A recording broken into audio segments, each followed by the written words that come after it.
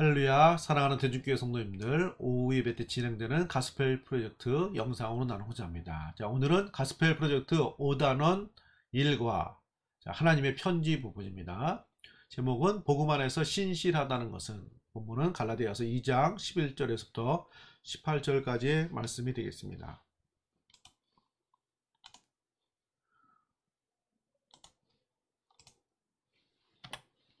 자, 먼저 신약성경에 서신서가 나오는데, 오늘 말씀처럼 갈라디아서, 에베소서, 빌립보서 지역 이름이 나온 건 사도 바울의 편지입니다. 바울이 여러 편지 신약성경을 기록했기 때문에 이제 그 편지들은 그 지역을, 그 교회 이름을 쓰는 거죠. 에베소 지역의 교회, 에베소 교회, 빌립보서, 또 고린도 전서, 고린도 교회에게 쓴 사도 바울의 편지죠. 그래서 바울의 편지는 그 지역 이름, 교회 이름이 나오는 것이고, 그 외에는 쓴 사람 이름이 나오는 거죠. 예를 들면은 베드로 전서 후서는 베드로가 쓴 편지, 또 야고보서는 야고보 사도가 쓴 편지. 자, 이런 식이 되는 것입니다. 자, 신약성경에 바울이 쓴 그 서신서가 많이 나오는데, 자, 그 교회 지역을 한번 우리가 살펴보자면은, 자, 로마 지역, 지금의 이탈리아 지역이죠. 있는 로마서로 쓴 로마 교회, 그리고 고린도, 전서, 후서, 빌립보서, 에베소, 여기 그리스 지역에 있는 거죠. 마게도냐 그리스. 자, 여기 이쪽 지역을 그리스 지역 교회. 또 여기 계시록 교회라고 기록되어 있는데, 여기 소아시아 교회라고 합니다. 소아시아의 7교회, 계시록에 이제 7교회 나오잖아요. 에베소 교회가 대표적인 교회죠. 그 다음에 이쪽 중간이 갈라디아 지역입니다. 이렇게 위에서 쭉 아래로 이 보랏빛 있는 이 지역, 이쪽 갈라디아 지역에 있는 갈라디 교회, 이게 쓴 편지가 갈라디아서죠. 자, 안디옥 교회는 사도 바울과 바나바를 최초로 선교사로 파송한 교회, 그리고 예루살렘 교회는 베드로를 통해서, 사도를 통해서 예수님 십자가 죽으시고 부활하시고 승천하신 이후에 오순절 성령의 강림으로 세워진 예루살렘 교회, 모교회가 되는 것이죠. 대표적으로 지역으로 따지면은 이렇게 교회 구분을 이렇게 할 수가 있겠습니다. 자, 이 갈라디아 지역, 갈라디 교회에게 쓴 갈라디아서의 2장에 관한 말씀을 오늘 살펴보고자 합니다. 먼저 2장 11절부터 14절까지는 복음에 합당하게 행하라는 사도 바울의 권면이 나옵니다. 자, 배경은 사도 바울이 베드로를 책망하는 내용이 나옵니다. 자, 그 내용은 우리 성경 말씀 보시면 갈라디아서 2장 11절에 보시면은 11절에 게바는 베드로를 말하는 거죠. 안디옥에 이르렀을 때 책망받을 일이 있기로 내가 그를 대면하여 책망하였느라.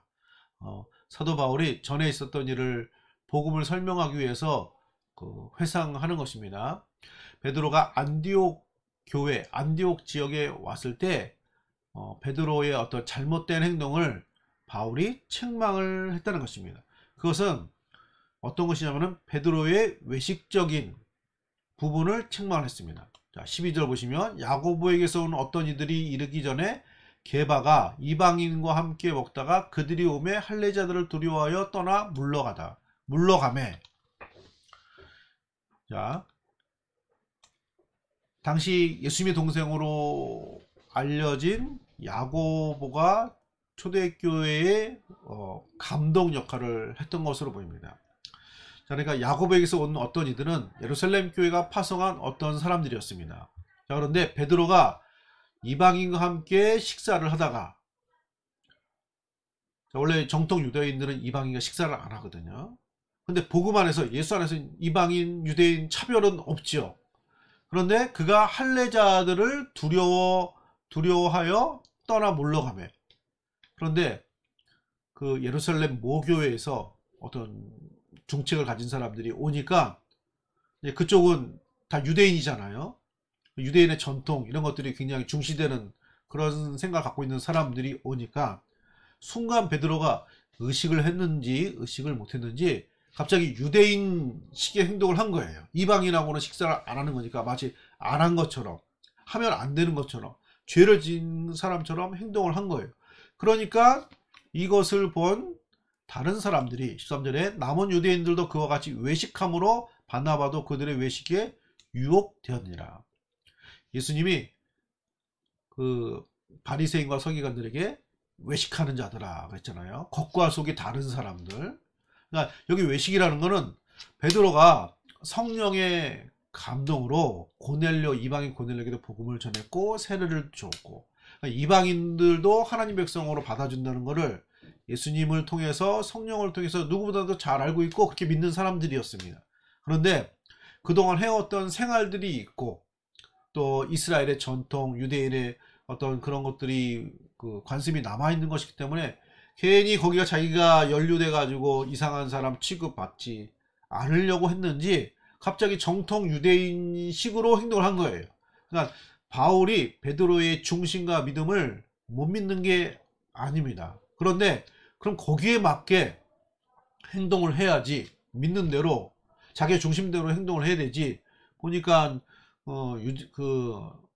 예루살렘 교회에서 정통 유대인으로 보이는 사람들이 오니까 괜히 거기에 따라서 어떤 피해가 입을까봐 마치 그들처럼 정통 유대인처럼 이방인하고는 함께 못하는 그 모습으로 산 것처럼 가면을 썼다는 거예요. 외식하는 행동을 했다는 거예요. 그래서 바나바도 갑자기 순간적으로 유혹이 됐다는 거예요. 아, 이럴 땐 이렇게 해야 되나 보다 하고 이 일에 대해서 그 바울이 책망하는 것이죠. 자, 그래서 우리가 여기서 알 수 있는 것은 예수 안에서 그 민족의 구분은 사실상 의미가 없는 것입니다.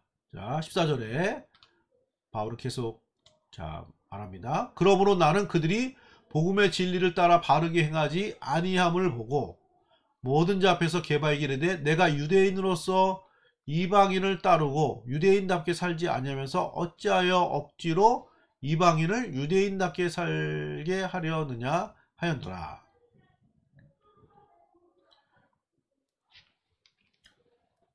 베드로도 유대인답게 살지 않은 거죠. 그렇게 따지면 복음 안에서 이제 민족의 구분, 전통의 구분, 예수 안에서 우리가 모든 죄인이 하나님의 백성 구원받은 새로운 정체성, 하나님의 가족이 되었는데, 그래서 여기서 유대인답게 살지 않았다는 건 전통 유대인, 유대의 선민 사상을 가지고 있는 율법의 전통과 할례를 받고 그런 구별된 선민들만 하나님 백성이라 알고 있는 그런 유대인으로 살지 않으면서 억지로 이방인을 유대인답게 살게 하려느냐.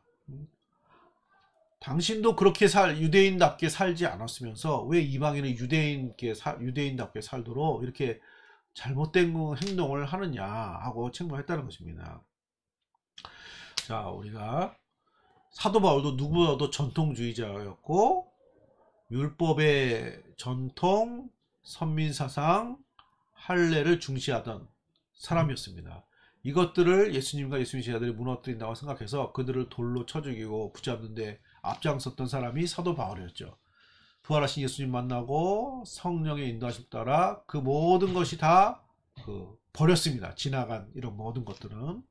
그런데 그 모습을, 자기 옛날의 모습을 지금 베드로가 보인 거예요.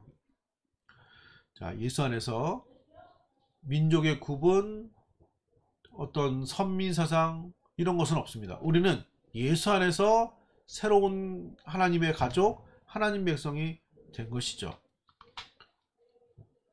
자, 그래서 우리가 이 부분을 보면서 우리가 기억할 수 있는 것은 복음은 예수로 인하여 만들어진 하나님이 가족이 된다. 예수의 십자가 죽으심과 부활로 만들어진 이 구원의 역사는 우리를 하나님의 가족이 되게 하는 거예요. 무엇으로? 예수로 인해서 하나님의 아들로.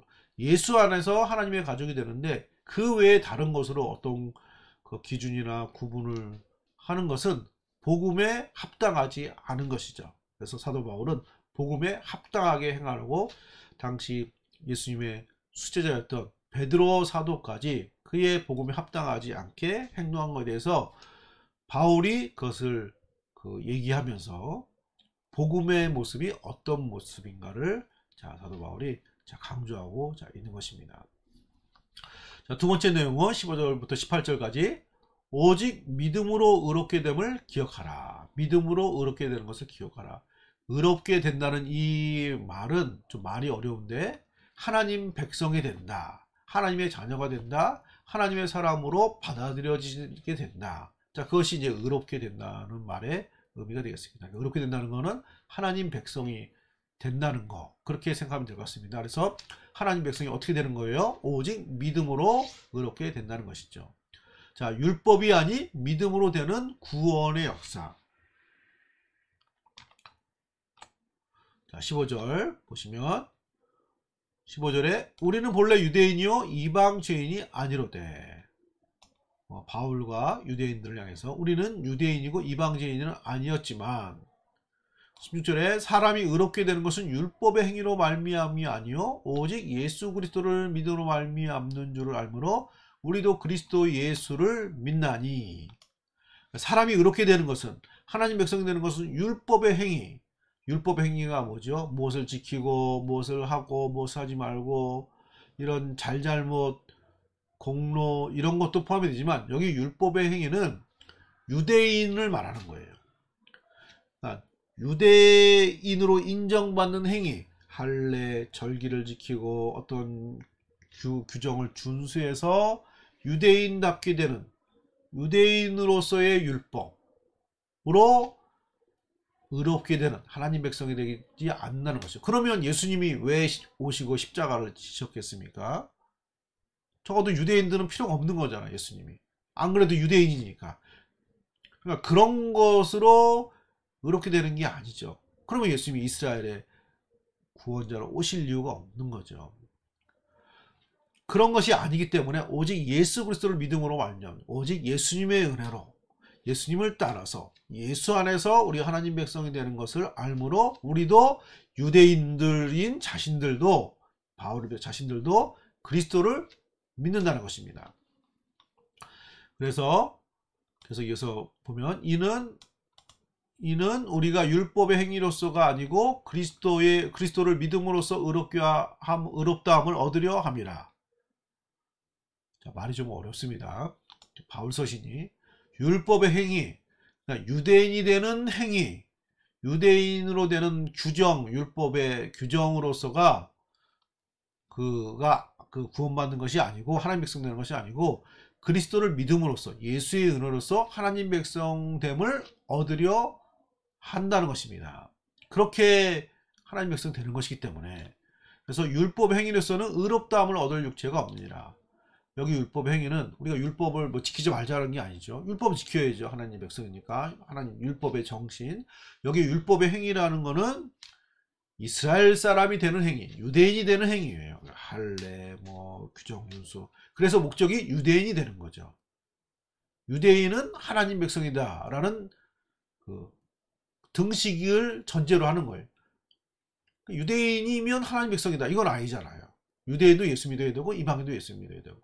그러니까 율법의 행위로서는 유대인이 되는 것으로 하나님 백성이 될 육체는 없다는 거죠. 유대인이라는 이유로 하나님 백성이 된 것은 있을 수는 없다. 자, 그래서 결과적으로 17절에 만일 우리가 그리스도 안에서 의롭게 되려 하다가 죄인으로 돌아오면 그리스도께서 죄를 짓게 하느냐? 결코 그럴 수 없느니라. 그럼 예수 안에서 우리가 의롭게 하나님 백성 되려고 하다가 그게 안 된다고 그러면은 예수님이 죄를 짓게 하려고 안 되는 걸 가지고 이 땅에 오시고 십자가를 지셨느냐? 그럴 수 없다는 것이죠. 18절 만일 내가 헐었던 것을 다시 세우면 내가 나를 범법자로 만드는 것이라. 만약에 내가 이런 것이 아니고 예수의 은혜로 하나님 백성 되는 것을 그것을 내가 다시 믿지 않고 율법의 행위, 유대인의 전통, 선민사 이런 것을 다시 세우면 내가 다시 그 잘못된 것을 만드는 것이 아니냐 라고 바울이 얘기하면서 율법의 행위로는 구원을 얻을 수가 없다. 그래서 율법의 행위라는 건 율법을 안 지켜도 된다는 그런 말로 오해할 것이 아닙니다. 율법 안에 하나님 말씀 가르침이 있기 때문에 그걸 따라야 되죠. 예수님도 바리새인과 서기관의 의보다 더 나은 의가 있어야, 의로운 생활을 해야 된다고 예수님도 말씀하셨습니다. 그러니까 여기서의 율법의 행위는 유대인이 되는 거, 유대인이 되기 위한 어떤 행위, 규정들, 이런 것들을 생각하면 될 것 같습니다. 그래서 우리가 교훈을 삼을 수 있는 것은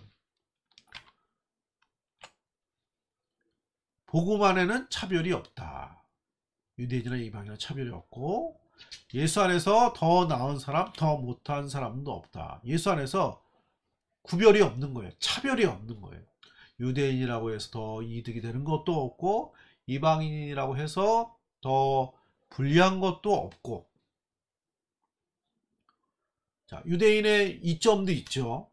하나님의 역사가 있었고, 계시의 말씀이 주어졌고, 그러나 그것으로 인해서 예수님의 은혜가 필요치 않는 그런 것은 아니다. 구별을 할 필요가 있다고 바울이 지금 주장하고 있는 것입니다. 자, 마지막 세 번째 내용은 19절에서 21절, 믿음 안에서 사는 삶. 사도 바울이 예수 안에서 살고 죽는 자신의 모습을 고백하고 있습니다. 자, 말씀을 살펴보면은 19절에 내가 율법으로 말미암아 율법에 대하여 죽었나니 이는 하나님에 대하여 살려 함이라.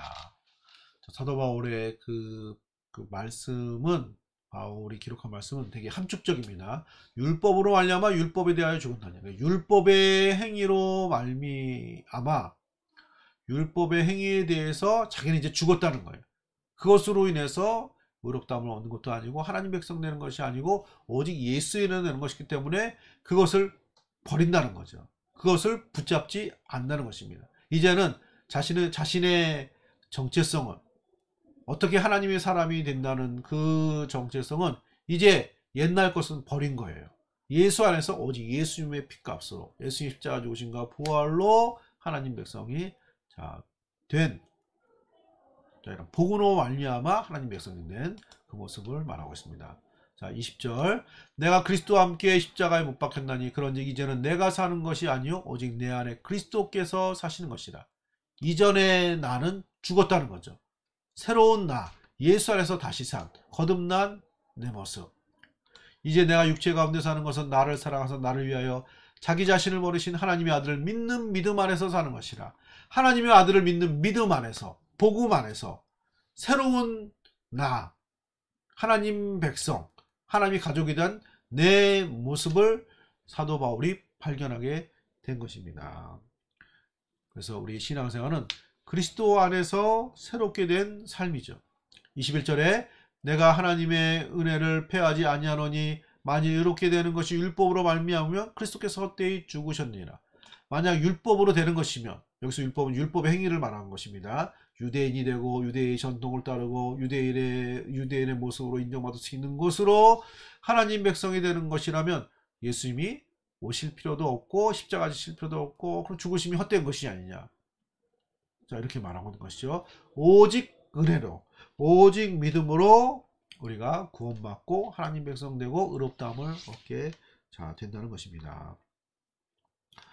자, 오늘 이 말씀을 묵상하면서 그래서 결론적으로 복음의 정체성, 복음이 우리의 정체성을 만드는 거예요. 우리는 한국 사람이다, 우리는 대중교회 성도다, 나는 목회자다, 나는 학생이다, 나는 남편이다, 가장이다, 아내다, 자기만의 정체성을 만드는 내용들이 있잖아요. 우리가 하나님 백성이 되는, 내가 어떻게 하나님 백성인가의 그 정체성, 나의 모습은 복음으로 예수 안에서 만들어지는 거죠. 우리는 예수님의 사람들이에요. 예수님의 가족이고 하나님의 아들 되신 예수로 말미암아 하나님 백성으로 세워진 새로운 사람들, 그것이 복음으로 만들어진 정체성. 거기에는 이방이나 유대인이나 차별이 없고 율법의 행위로 되는 것도 아니고 또 그 어떤 기준으로 되는 것이 아니라 나를 위해서 이 땅에 오시고 우리의 죄값을 대신하여 십자가 죽으시고 부활하신 예수의 은혜로 되는 것입니다. 할렐루야.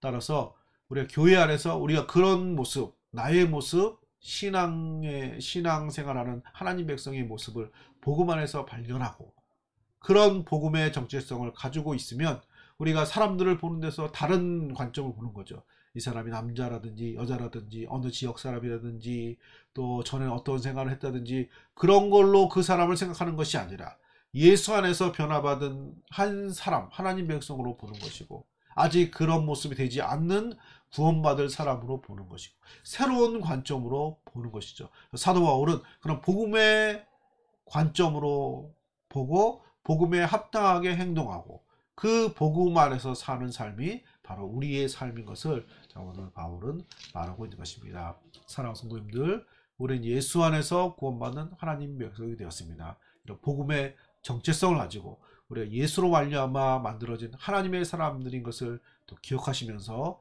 감사와 자부심과 또 늘 찬양이 우리 성도님들의 그 삶 속에 넘쳐나는 또 귀한 신앙생활이 되기를 바라고, 아직도 이 은혜에 참여하지 못한 많은 또 구원이 필요한 영혼들을 향해서 우리가 안타까워하는 마음을 기도하고 복음을 전하고 또 쓰임받는 또 우리 몸된 교회 우리 성도님들 되시기를 예수님의 이름으로 축복합니다. 아멘. 기도하겠습니다. 하나님, 은혜 진심으로 감사드립니다. 예수 안에서 새로운 거듭난 우리의 모습을 또 발견하게 하시고 알게 하시고 또 구원하여 주신 하나님 감사드립니다. 예수 안에서 하나님 민족의 구분은 더 이상 또 거기서 역사하지 않습니다. 어떤 사람의 과거와 세상의 어떤 기준도 하나님 백성의 어떤 기준이 될 수 없습니다. 오직 예수 안에서 나를 위해서 십자가 지시고 죽으시고 부활하신 예수님의 사랑과 그 예수님의 은혜로 말미암아 우리 모두가 하나님 백성이 되었습니다. 이런 복음의 정체성, 예수 안에서 우리 예수의 사람들로 부름받은 것을 기억하면서 이 믿음으로 험악한 세상에서 믿음으로 승리하는 복된 믿음 생활을 감당케 하여 주옵소서. 오직 의인은 믿음으로 말미암아 살리라 말씀 주셨사오니 오직 믿음으로 살고 또 믿음으로 하나님께 영광 돌리는 복된 신앙생활 되게 하여 주옵소서. 감사드리며 거룩하신 예수님의 이름으로 감사 기도 드립니다. 아멘.